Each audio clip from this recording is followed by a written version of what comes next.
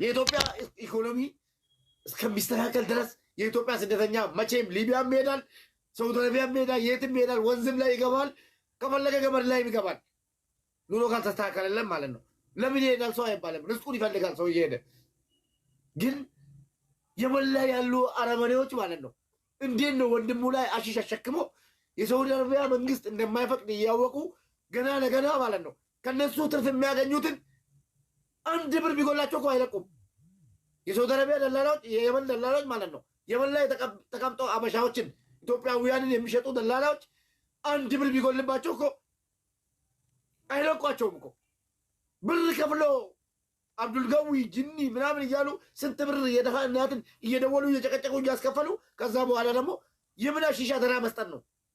አሺሽ ሰጥቶ 47 ሰዎች የአማራ ልጆች አሉበት፣ 7 የአማራ ልጆች ናቸው፣ 11 የትግራይ ልጆች ናቸው፣ የጉራጌ ልጆች አሉበት፣ የኦሮሞ ልጆች አሉበት። ደላላዎች ተባብሮ እንደ አህያ ወንድሞቻችንን አሺሽ አሸክሞ ወደ ሳውዲ አረቢያ እንዲገቡ ካደረጉ በኋላ ሳውዲ አረቢያ ላይ ድንበር ላይ የሳውዲ አረቢያ መንግስት ሲይዛቸው ደላላዎች ጠፉ። ደላላዎች ሲጠፉ እነዚህ ልጆች ከአሺሹ ጋር ሳውዲ አረቢያ ከማይፈቅደው ነገር ጋር ተያዙ። የሳውዲ አረቢያ መንግስት ቀጥታ የሞት ፍርድ ፈረደባቸው። ዴቪድ አራባ ፋማ ዴቪድ ከበላን ጉረ ከዲን ባሳና ዶ ዴቪድ አራ ለዋሚኒ ከልብ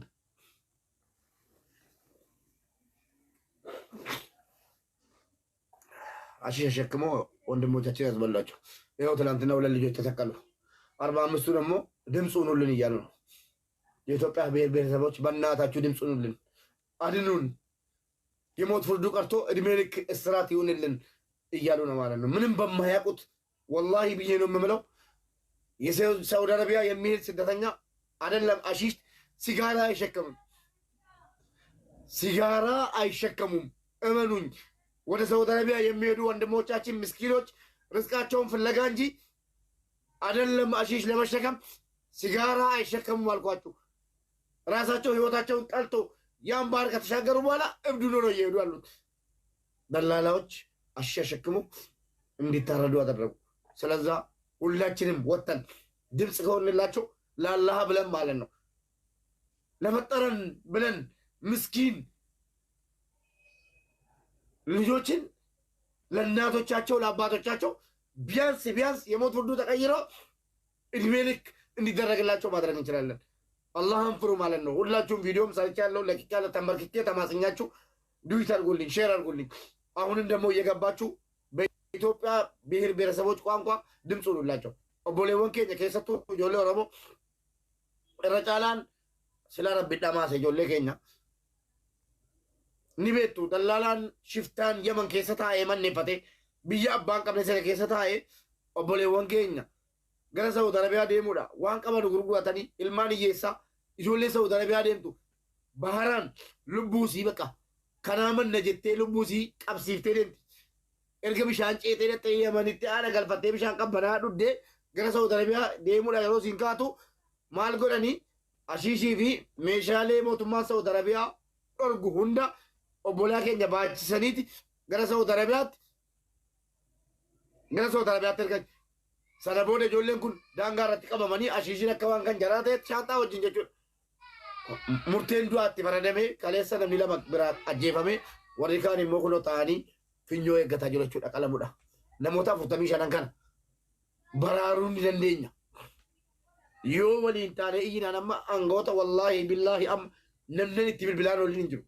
Dhageessanii warri kaan hin kaasanuu warri kaan immoo mee hin gaafanna jedhanii adaraa keessan adaraa hunda namaayyuu micciiruu dandeessu warri miidiyaa kanarraa rabbii jedhaati. Ijoollee kana sagalee yoo taane hambisuu dandeenya mee rabbumaa jennee dhageessanii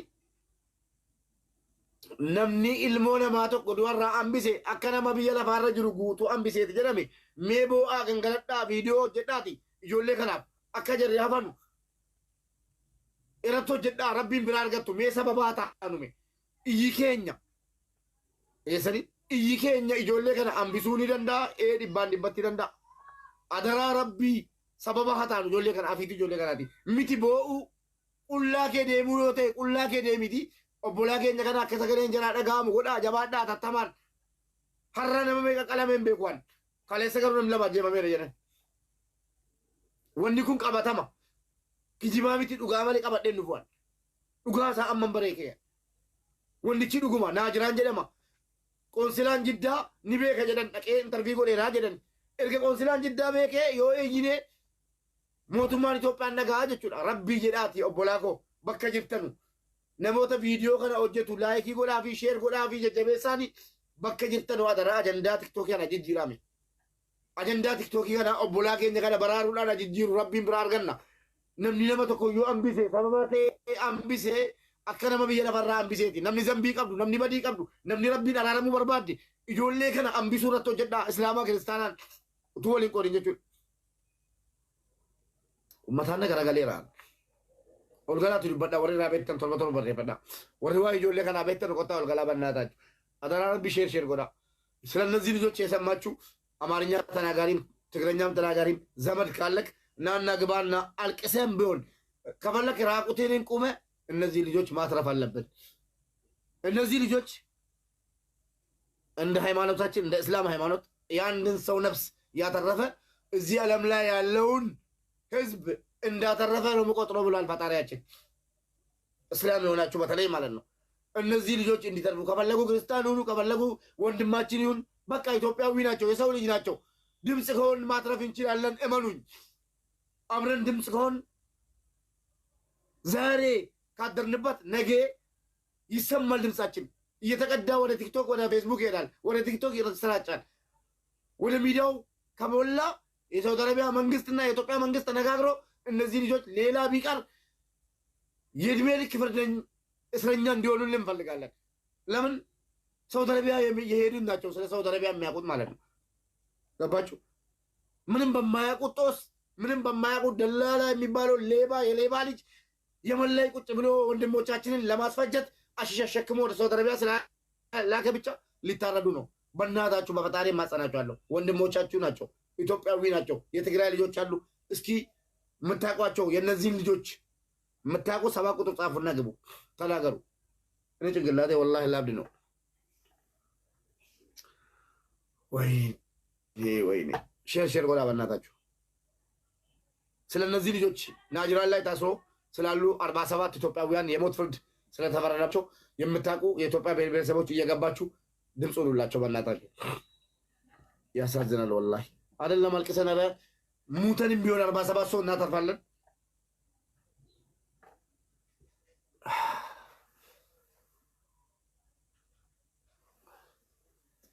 ወይ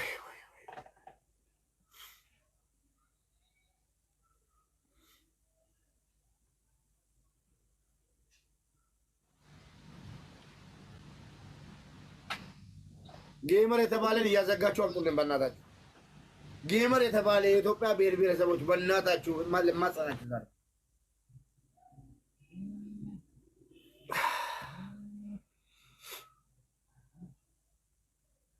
ወይኔ ኢጆኮቲን አርጌ ተኮቶ አልጋሊ ኮቱካ ኢጆኮቲን አርጌ ጀቶ አልጋሊ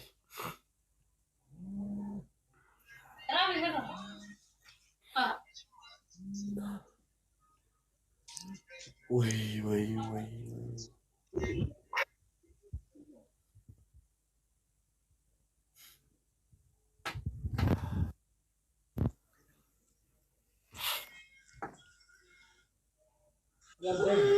Faria, ija keetiin argiteet? Wallahi ija kootiin Faria dubbadhu ka? wajjiniin qabamne garuu an biraa jimaadhaan hin qabamne ijoolleen jimaadhaan qabaman moo na biraa qobaatti dhamanii nu warri jimaadhaan nasiiba deemaa jirru qobaatti dhabnee warri jimaadhaan bakka biraatti nu biraa hidhamanii mana biraa keessatti. Hojiin turte ati gaafa sana? Sheer godhaa waa danuu dhageessu meemee? wajjiniin jirra warri maatii fi nu bakka tokkotti qabanii jumaa dhufa warra jimaa harkatti argame sana kan qobaatti hidhame. Warri qobaatti hidhaman moo? Jarri jimaa baatan sun ijoollee nama 4 arfan sun jira qobaatti hidhamanii. Nummoo nu bakkeetti hidhanii warra jimaa sana immoo mana wayii keessatti dhani mana Waa'ee nama 47 dubbataa irraa obboleessa koo ijoollee 47 shiishii jimaa waan arge hojii qaban dubbataa irraa.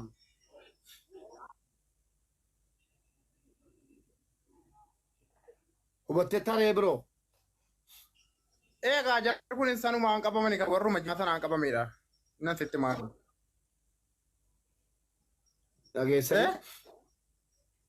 Dhageessan miti? Sheeroo dhigodhaa please.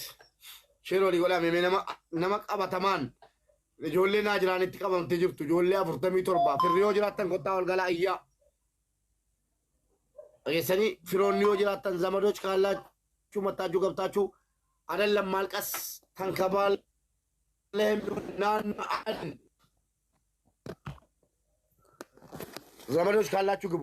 47 ልጆች ናጅራን ላይ የተያዙትን የምታውቁ የኢትዮጵያ ብሔር ብሔረሰቦች እየገባችሁ ድምፅ ሁኑላቸው የምታውቋቸው ማለት ነው። አቦን ቱርኪ ጀዝባ ጋር ባለን ጎለንጃ ይባል ነማና ገልቻቦ 77 ቁጥር ጻፉ።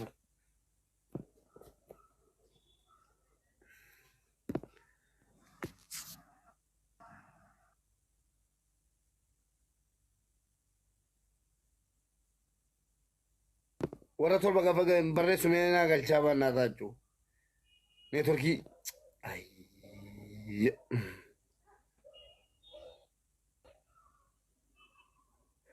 ወሪዋ ይጆሌ ከና ቤተን ቶርባ በሬፈዳ ስለነዚህ ልጆች የመን ላይ ተይዞ ከየመን ወደ ሳውዲ እየሄዱ አሺሽና ጫት ተሰጥቷቸው በደላላ 47 ልጆች የሞት ፍርድ ተሰጥቷቸዋል።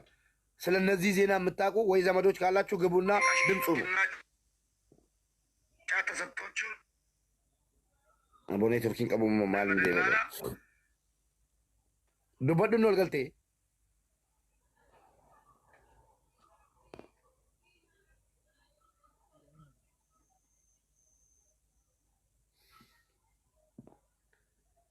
ወይኔ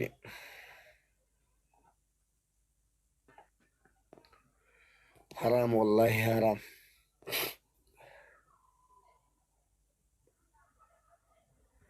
ورل قلت دبدا درايلو دبدو ورل قلت ما چلفتن نغامو سغلينكو دري نغامو Indagama Mubarak. Salam alaikum. وان رابطن نتيما نسين قلتين غستي قبدو تايتي متي يوم بين Salam عليكم alaikum. وعليكم السلام يوم بين بوا Jirta Mubarak waan asirratti dubbannu tokko jira beekta waan beenurraa yookiin waan odeeffannoo qabnurraa. هاي Manni Saudi Arabiyaa beektee baay'ee ulfaataadha. Ani nama waggaa tokko akkas damee gara biyyaa deebi'ee lammaffallee biyya kanatti deebi'ee jiru.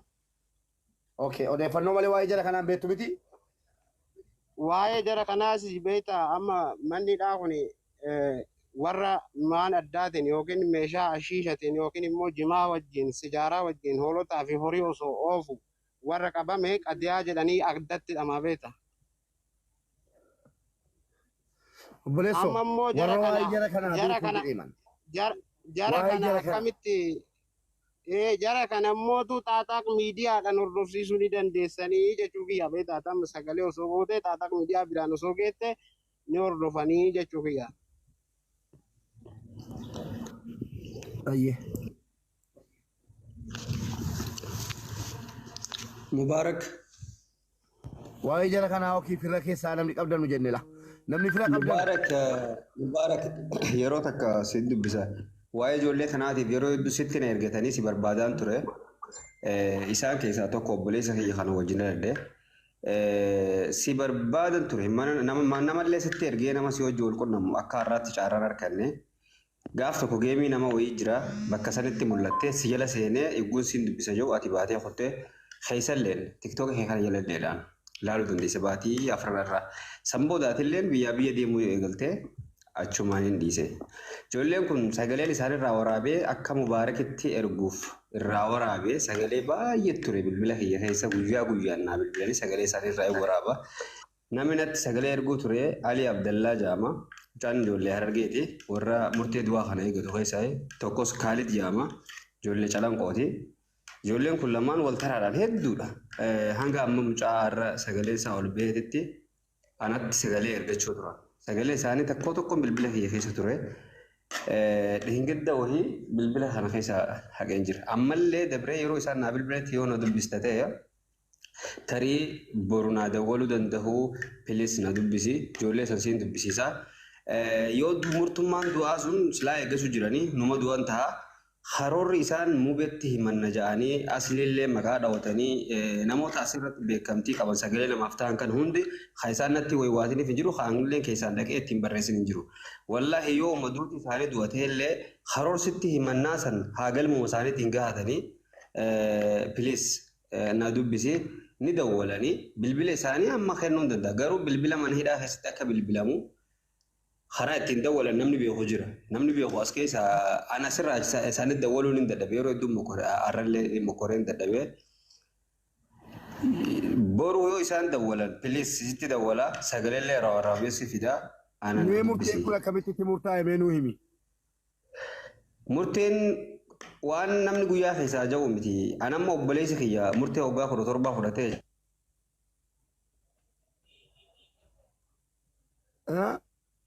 Amansiisatti obboleessa kiyya maqaan isaa Mustafaa Abdurrahman jedhama. Obboleessa kiyya dhalootaati. Hangafa keenya obboleessa takkaan jidduu jira. Obboleessa kiyya wajjin ladhee nama as jalaa kijibee jira.